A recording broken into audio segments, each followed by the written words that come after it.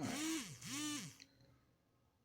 In the last 2 weeks, Apapa, home to two of Nigeria's busiest ports, through which over 80% of our imports, both wet and dry cargo, and by wet I mean petroleum products, and dry cargo I mean other general goods, including bulk dry cargo, has been shut down, principally because the access roads coming in through Thinkan ports and leaving through Ijora are unmotorable, and tankers coming to load petroleum products and those that have been loaded with petroleum products, container trucks coming into the port empty to carry containers, and trucks already loaded with containers, and other vehicles that come into Apapa every day for ferrying people who come to work,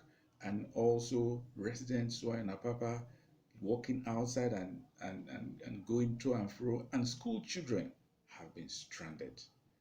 And what has been the response from government? Total silence. Now you need to refresh your mind and appreciate what the issue here is. Apapa Port, both the port in Apapa and Tinkan, they generate over 1 trillion naira annually to government in terms of revenue, because the customs and the Nigerian Ports Authorities and other government agencies, including the MASA, all operate from the ports.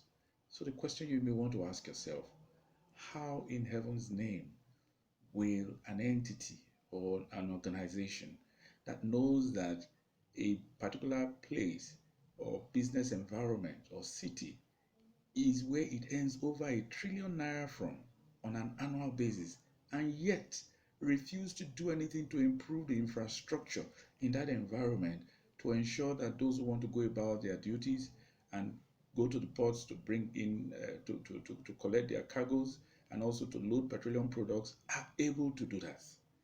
That is what we call the Nigerian irony. It is not different from the situation in Niger Delta before the Niger Delta crisis.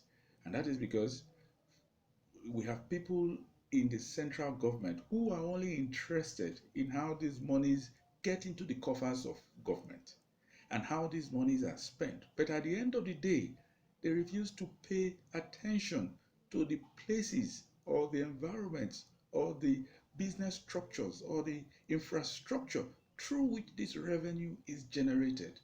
Many of us will recall that before Obasanjo's era and the generation of crisis in the Niger Delta, the Niger Delta was an eyesore. It took the young boys in the Niger Delta taken to militancy to finally convince government of the need to make provision for 13% of oil revenues to be paid back to develop these territories where 80% of government revenue is generated from, and over 95% of our forex requirements are met. That is the story with Apapa.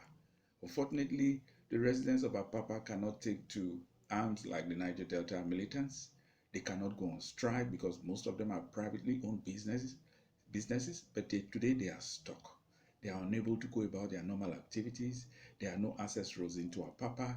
All the businesses there are bleeding badly, firing their workers. Productivity is down, earnings are down, and revenues are down. And yet we have a government that sits down and does nothing. We have a government that says, oh, we want to improve ease of doing business. We have a government that says we want to, improve the well-being and the welfare of people. But the reality, as we see today in Apapa, home to Nigeria's ports, home to most manufacturing concerns like Nigerian Flour Mill and the others, home to businesses, home to residents, is a complete abandonment. And who will come and save us? Who will come and rescue those who are in Apapa? Only God knows. But this shows why, we are in a system that is totally unsustainable. That those who continually do the spending have no link, no connection with the places that do the generation of the revenue.